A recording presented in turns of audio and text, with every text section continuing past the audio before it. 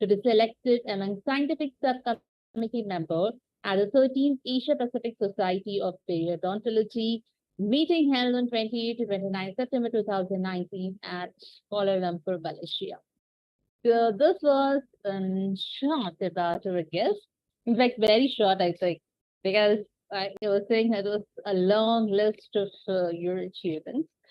So, sir, to start with it, because basically you are a doctor. Till now, on our talk show, we had so many people writing doctor, but they were all doctors through education with a PhD degree. But you are a doctor by profession. So, sir, my first question to you is, why did you choose to be a doctor? That too, with a specialization that you are a dentist. Okay, so thank you very much for your question, Dr. Anjum. You yourself are a doctor. So actually speaking, my journey, actually, you can say that in my family, my two uncles are actually doctors. Okay, doctors, proper MS surgeons and anesthesiologists, and their children are also doctors, like gynecologists.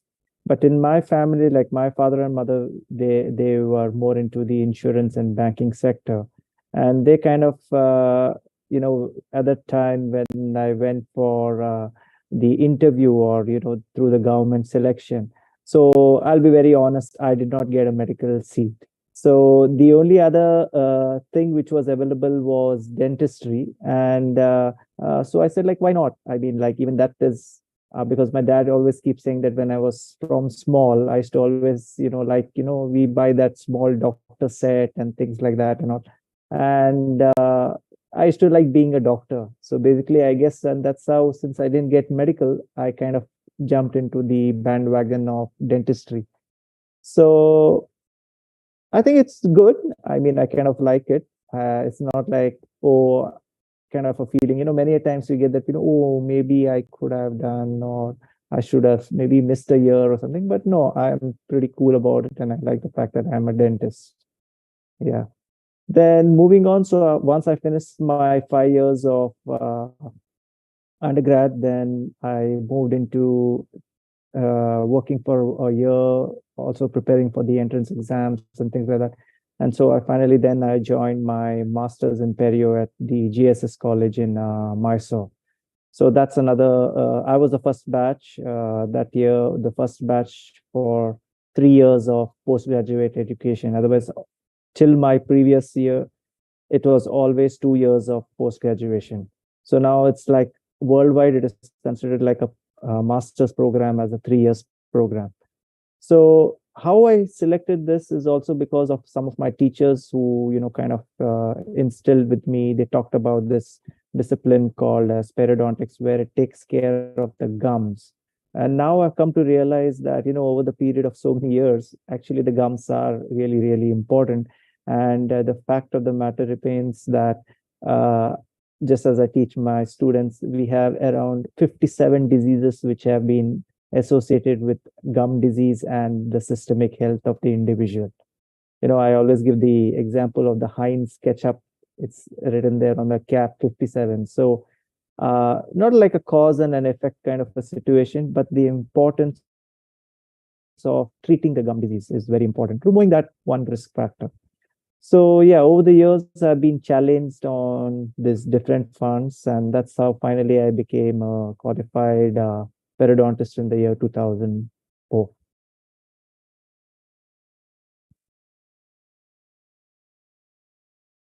That's amazing, sir. That and especially when this word periodontics, actually it is a new term for me. Okay. I never knew it when I just saw it in your profile. I literally searched for it. Yeah, what does it mean?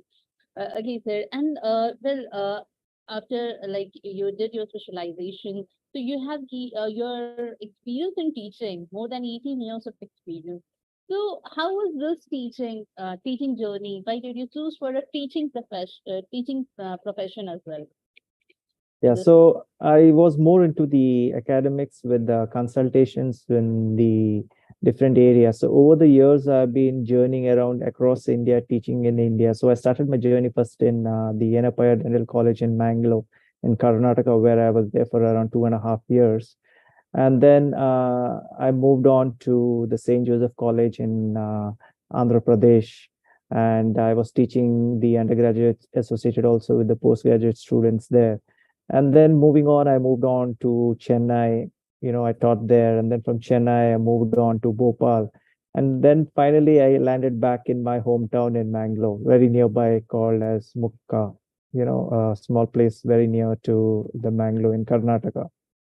Once there, so this journey was almost around 10, 11 years finally, and I became a professor based on the numerous works experience which I had.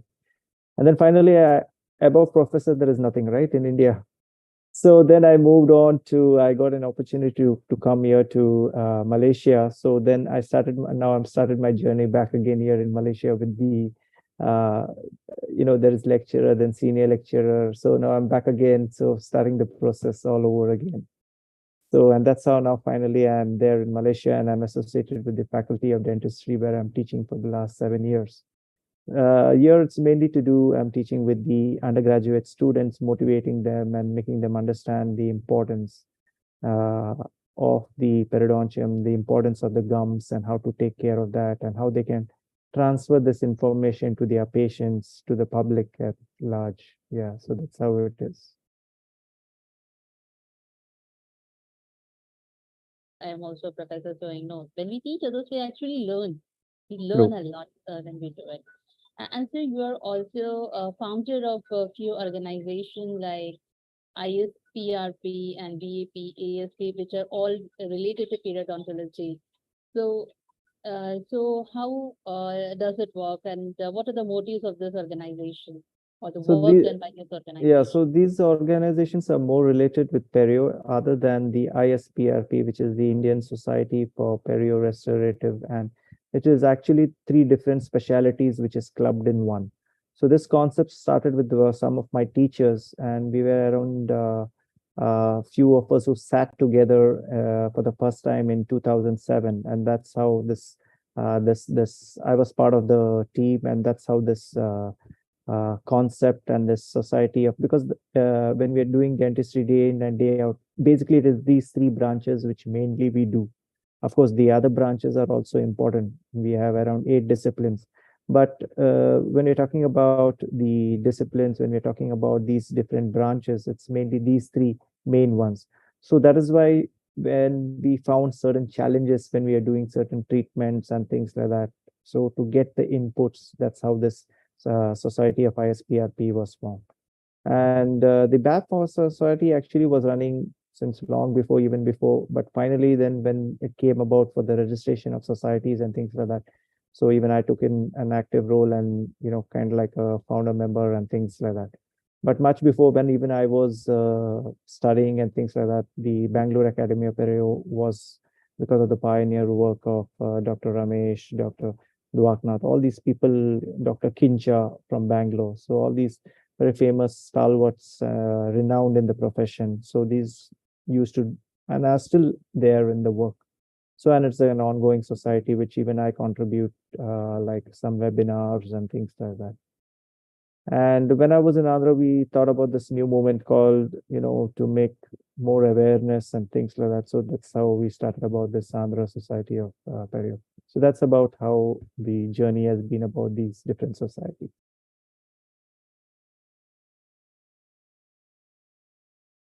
This organization and gathering people and helping them to like obtain a common objective, I think. Yeah, that's really great, sir.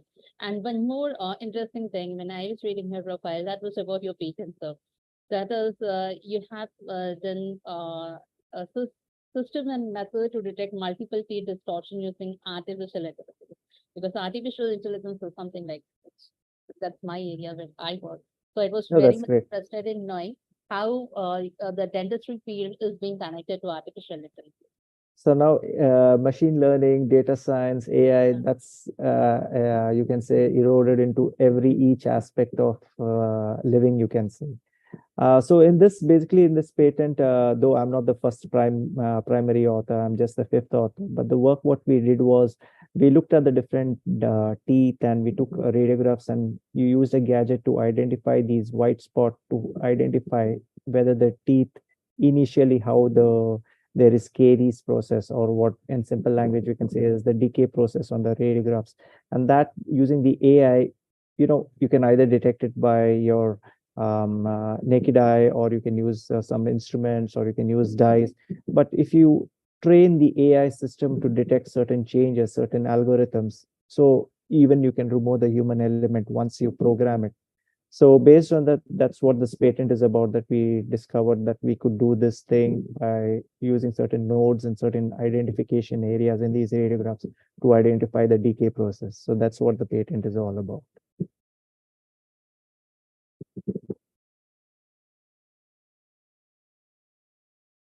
On the network security part when we are using artificial intelligence in healthcare. That was my, so this was again a new topic for me. So I was so much interested that yes, I'm going to ask this surely. And Sure. one more thing, like you have also written a chapter, you have published a chapter on gingiva and periodontal issue uh, for tissue regeneration. So can you tell something about this? So yeah, when the gum disease sets in, so it actually destroys. So we have to take care of our teeth. So when we take care, it is by doing the brushing, but not just the brushing. We also need to clean in between our teeth. But suppose, let's say we have not taken care and all that, so the bone gets destroyed. So in this chapter, we talked about what are the different concepts and ideas about how we can bring about the bone tissue which has been lost, or the periodontium, which is the gum tissue with the bone, with the cement, with the tissues surrounding the tooth, basically in simple terms, the four tissues. So how we can bring about a regeneration, or to bring them back, the tissues and structures which we have lost back again. So that's just been covered for them in this which I've co-authored along with my other authors. Yeah. As a social responsibility, you have been a panelist for public awareness program by Bangladesh Periodontology Society. So please share some details about this, sir, because I think it was again jointly organized with on TV channel also. Yes. So actually speaking, dentistry is doing great in Bangladesh, but there is no speciality of perio. You have oral pathology, you have all other disciplines, but the perio discipline as such is not, and the importance is also very low. Okay, the importance of maintaining the teeth by the public and this. So this is because of this challenge which was there. So there is a Dr. Anupam Podar. So he's very famous in Bangladesh, and he's thought about this concept of starting this new society. It's called as Bangladesh Periodontal Society. So along with that, they clubbed in to bring about awareness with the public. So we started the first talk. They started it first by calling it a Sunday night with a periodontist. So every Sunday in the beginning, like last 1 2 years, they talked about, every night talk about different topics. In fact, even very recently in this year, I gave one as part of the panelists. So every time they talk about the different to in slightly layman terms, so that the public can understand. Oh, when I'm doing like the ortho treatment braces, with the perio, how do I maintain my teeth? What do I get? What is needed? What can happen? How to take care? So all these different aspects are covered. So Raj TV is doing a great job in that, in publicizing, so that people, it's like a proper 1 hour TV show where if you're really interested in taking care, you just listen to it and you can capture a lot of information about it for the people in Bangladesh. So that's what the different. So I think I've attended around 2 or 3 of these as a panelist in along with Raj TV. Yes. Any field, exactly the awareness is the basic thing that we need because when the people are not aware of certain things, you can't do anything. Like we have to generate awareness. That is the most important thing, and that is what you have been doing through so many of your programs, so many talks that you must have given, your guest lectures. The first thing is that awareness, and then the rest of the things just start working along. And also, because you have been doing so much, you studied, you are a lecturer, you have been working with so many organizations, and are a member of so many organizations too, international as well as national organizations. So, sir, and doing all this, doing so many different types of work, did you face any kind of challenges or obstacles in your work? So obstacles will always be there, either in time, in terms of time, in terms of people who will put in hindrances and things like that. But yes, I think we just need to move on and try to balance out. Definitely, we have had these hindrances, the acceptance. Even, for example, the formation of the ISPRP society, as an example. So now it's almost 15, 16 years since that society is formed, and it has grown in leaps and bounds. So initially, people were like, what is this? Just like any other society, why do we need one more extra society, one more extra discipline and things like that? So that kind of awareness, but now slowly people are understanding the importance. So in any field, definitely there will be obstacles, but we need to overcome those things. Only when we overcome our challenges can we move forwards. We can grow, we can also learn the other perspectives and improve not only ourselves. By improving ourselves, actually, we are also giving back and improving the community at large. So that's the way it is. I look at it. Thank you. Then there's like a lot of questioning that comes from everywhere, and we have to True. handle it. And when we handle it, we can achieve it. And so, Nikki, I would like to know about some of your role models or the people who have been an inspiration for you.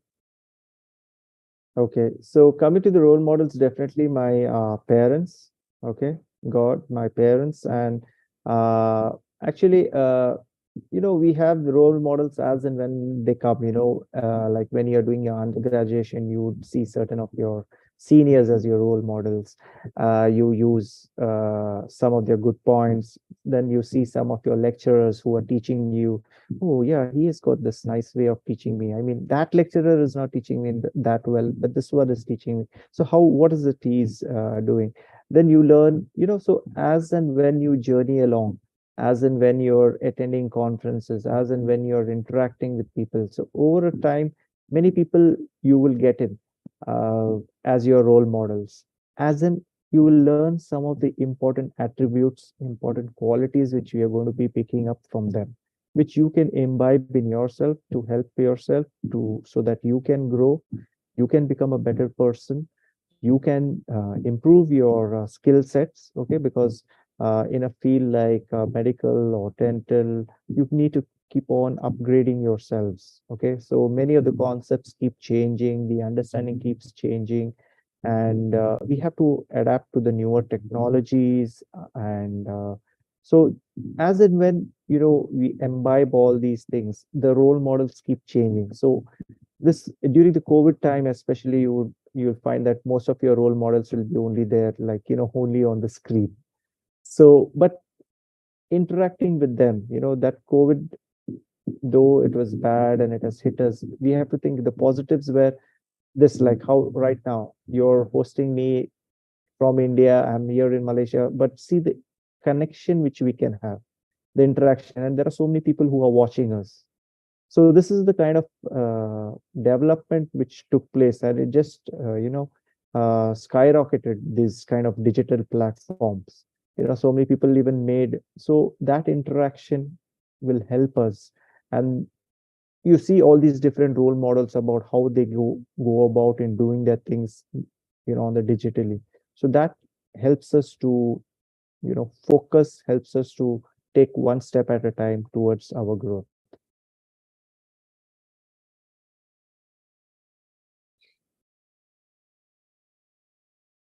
Goals for you, either at the professional level or the personal level. So, Nikki, I would like to know about your future goals. Future goals. So future goals is basically I'm thinking now more about focusing more on bringing about awareness and prevention.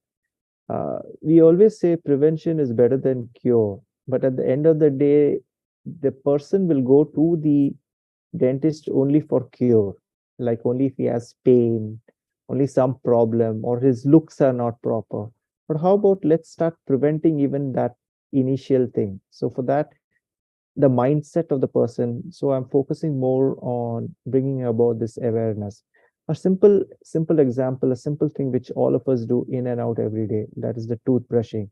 Bringing about an awareness and how one should hold the toothbrush, how one should brush his or her teeth, how one should clean in between the teeth using the right interdental brushes and things like that. So my goal is to bring about this a concept called as ITOP, which is a Swiss-based concept, which is individually trained oral prophylaxis, because each individual is different. So each person is different. So we have to adapt to that person's mindset and train that person in that, which takes time. We spend a lot of time in extracting, like say, removing a tooth or doing the regeneration or doing an implant to replace or doing all these things. But we are not spending so much time in teaching the person to prevent that reaching into that stage of using an implant, losing the tooth, losing that thing. So my goal is to bring about more awareness into this field. Take matters, it's like we all just, yes, you must, but how many of us are even doing that? 30 minutes of activity per day we should do. So each of us should understand that the health is in our hands. So similarly, the dental health is also in our hands. Okay, so it is very important that each person understands this, helps it, and then yes, sometimes it will not be there. That's when we are there to go to the next step of doing how we can bring about back to what it is. So like I always say, like God has given us a set of teeth twice. The third time we have to pay for, which is very costly, via implants or anything like that. So bringing about awareness would be my number one goal, especially among the public, to focus them into the concept of prevention, to focus them more on personalized, preventive care for their teeth. So that's what I'm looking at.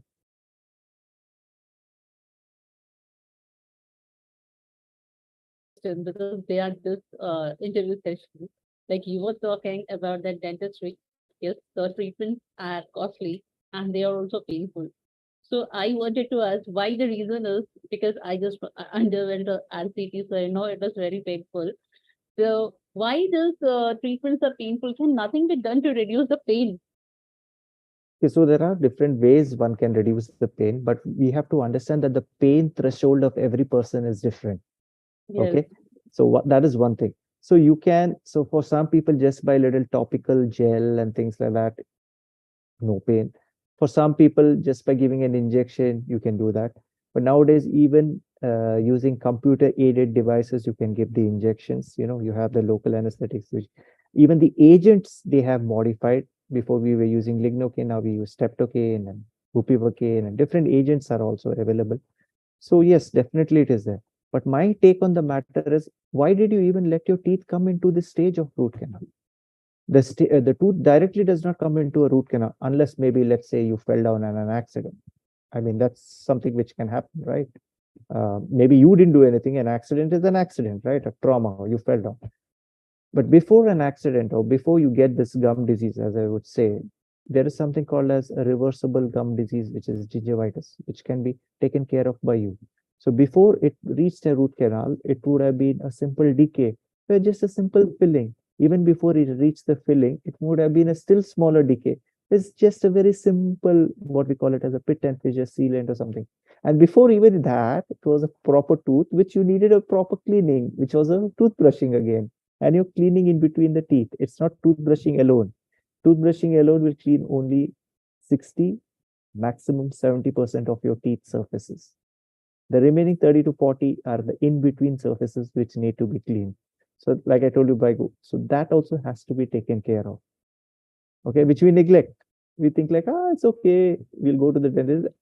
Because for us, what? We think that if only if there is pain, something is wrong.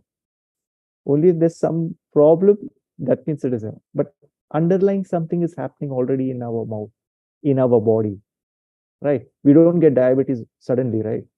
Over a period of time of abuse of chocolates and food and our lifestyle, That's when by 30, 40 years it happens.